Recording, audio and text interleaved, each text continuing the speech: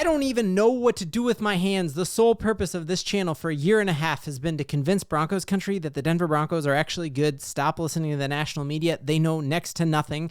And from the second I made this channel, the Broncos went on a 5-game win streak to almost make the playoffs with Russell Wilson, and then made the NFL playoffs with the second youngest team in football and the biggest NFL dead cap history in the history of the NFL and a rookie quarterback. And they just continue to dominate the offseason and the draft, and so much so that even the national media is now ranking the Broncos as the 4th best team in the AFC. And in this video, we're breaking down just how good this season is shaping up to be from a scheduling standpoint, some sneaky things no one is looking at even before the schedule is released next week. If you're new to the channel, I'm a diehard Denver Broncos fan named Ben, and it helps me in the YouTube algorithm out a ton if you like the Broncos, if you would like and subscribe.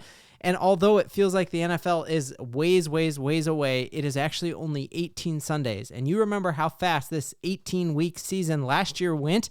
Basically, we just have one more football season until the actual football season kicks off, and so that is something to celebrate here, absolutely for sure. So let's take a look at some of the good news and just how amazing this whole thing is shaping out. So NFL.com has an incredible power ranking of the best teams in the AFC, and there's some great news on here. Obviously, the first great piece of news is that one of our home games is against the worst team in the AFC, probably going to be the worst team in the NFL this year, the Tennessee Titans. Then knowing that, actually, we also get to play the 14th worst team in the AFC, and the 13th worst team in the AFC, and the 12th worst team in the AFC, and we get to play them twice. So that's fantastic. But looking down here, we also get to play the Colts, and probably without them having a home field advantage because it's going to be a Germany game. And just looking through here, it's not like last year where there were murderers row on our schedule, and the Broncos schedule is shaping up to be fantastic. And I'm loving here that NFL.com is saying we are going to be the 4th best team in the entire AFC. They still think the Kansas City Chiefs are going to beat us. We're going to see how that works out. I think the Broncos are going to win the AFC West, and I'm going to show you why in just a second here. Other great news that we are seeing here, that this is a ranking of the best, I think this is Bleacher Report, and it is the best fantasy quarterbacks going into next year. And look at that. Bo Nix, the check down merchant that everyone laughed when we got, is number 5 on this national list when it comes to fantasy quarterbacks that you want on your team. That is just a phenomenal thing, that this is going to be the most continuity he's had between years in his entire career, going back to high school, that he's going to have the same offensive coordinator. He's going to have Sean Payton. He's going to have that continuity, and he is going to hit the ground running next year because he now also has a plethora of weapons, which we're going to go over as well. Then looking here, Pro Football Focus put out this post saying that they think the Broncos have the best defense in the entire NFL. No arguments there. We had the 3rd best defense last year, and then we went out and got Dre Greenlaw and Hufanga, and we drafted a sneaky corner at number 1 who never should have been on the board. He probably should have gone in the top 10. We somehow got Jahdae Barron at pick number 20. So amazing here to now see multiple national outlets be like, yeah, not only do you have a top 5 quarterback in the NFL, you're the 4th best team in the AFC, you have the best defense in all of football. And it just keeps going better because we're seeing guys like Ed McCaffrey come out and just gush about what we did this offseason, especially with the Evan Ingram pick and the RJ Harvey pick. And knowing that, yes, while Ed McCaffrey still is very deeply connected as works for 850 KOA and all that, we know that he is very tied into the San Francisco 49ers organization. And so there's that aspect there of like, you can't gloat too much about us poaching talent from there. And still he comes out and says that, and that's fantastic. And I just think this Evan Ingram pick up is going to make the Broncos just crazy good. So another thing that I just saw here on Twitter, huge shout out to the Tons Therapy here, Mile High Mario as he goes by, just a legend on Twitter, and he does podcasting and YouTube as well. I'll link to him in the show description. He put out this graph that just makes me even more excited about RJ Harvey than I already was. And what this graph shows is running backs from these past 2 couple classes, and it shows their production in a stacked box versus when you have a great quarterback and they're lined up and they're not stacking the box. How do you play? And so looking here, that the more stacked the box is over here, and then the higher production is up and down. And so seeing who up here plays against stacked boxes the most, yet still had the most production, you're looking at RJ Harvey and Audric Estime. And you know what? They're not going to be able to stack the box against us next year because now we got Evan Ingram. Now, we have a tight end. We have multiple receivers that Sean Payton feels fantastic about. RJ Harvey and Estime are going to feast this year, and here is proof of that. So even just seeing, yes, Ashton Genty had a much more production than RJ Harvey when it comes to yardage, but I got to remind you that he played on blue turf against a bunch of guys who are selling used cars right now who didn't go to the NFL, when RJ Harvey played against Florida and actual teams here, and Ashton Jeanty faced a stacked box, much less than RJ Harvey.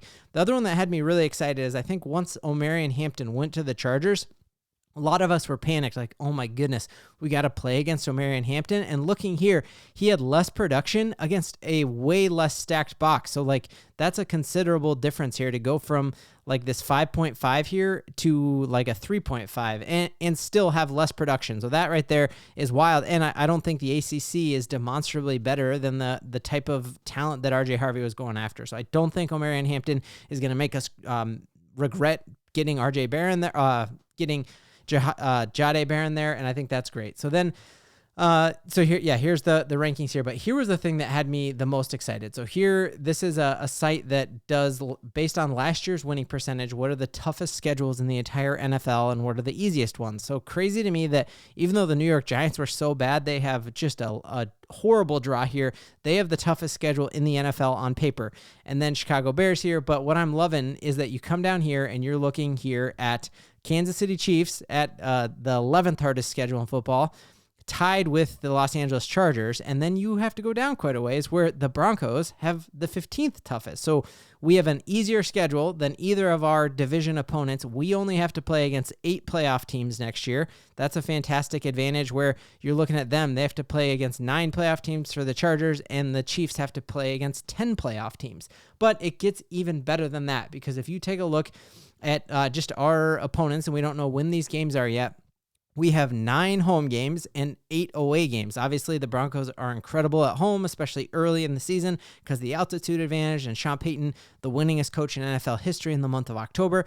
But I love the fact that, hey, we have one more home game than we have a road game, and we have easier opponents than either the Chiefs or the Chargers. And then on top of that, there are substantial rumors and several plugged-in people who say it's basically a guarantee that this game against the Colts is going to be an away game in Germany, and week 10 followed by a week 11 bye. So that's basically perfect. That's how the Broncos want it. We don't want the earliest bye in football like the Chargers had. We saw how they fell off a cliff injury-wise because of that.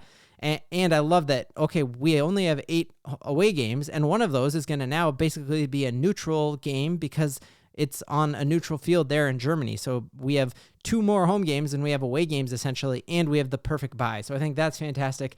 On top of that, if you take a look at our division opponent, the Chargers, for example, because that's going to be who we're really neck and neck with, and we're going to look at the Chiefs in a second, but I love looking at the Chargers away games and just thinking the LA Chargers on the far left side of the United States of America, and that we know there's been correlative studies that show the further your team has to fly, the worse you produce. That's why Sean Payton wanted to stay over on the East Coast last year and do that back-to-back game against the Tampa Bay Buccaneers and the New York Jets, so we didn't have to do all that mileage and just the wear and tear that takes on the body.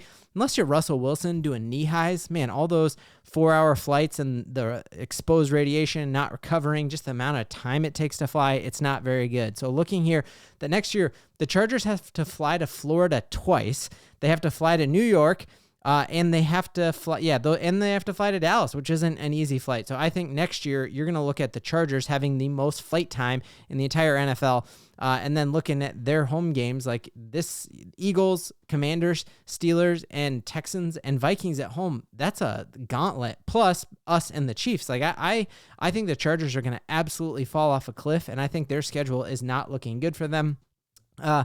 I was surprised that the Chiefs' schedule looks easier on paper than last year's. Like last year's schedule, they had do they have 4 games in 2 weeks or something crazy like that because of the Christmas Day game?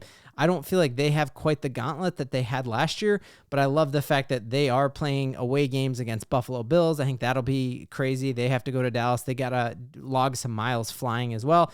And then at home, knowing that they got to play against the Lions, the Baltimore Ravens, the Commanders, the Eagles, and the Texans, where I think our schedule is looking very, very good in knowing our home games, we are playing the worst team in football last year, and we're playing when we looked at the power rankings, a very bad Jacksonville Jaguars team. We're playing a team in the Giants who are going to have the toughest schedule in the NFL. And so you could see a world where they have already phoned it in, depending on when that game is. Like, they have already gone through an absolute gauntlet, and they could be on quarterback number 10 by the time they get to us, kind of like it's been in, last year with the Browns, when by the time the Browns got to us, they were on quarterback 3 and Jameis and all that stuff. So I think the NFL schedule, even before it's released, is shaping up absolutely perfect for your Denver Broncos. And that's why we have a top 5 ranked quarterback. That's why folks are saying that we have the steal of the draft. That's why folks are saying we're going to have the best defense in the league, because we've got a ton to Bo-LIEVE in. Oh man, I lifted today, so my arms are shot. Come on.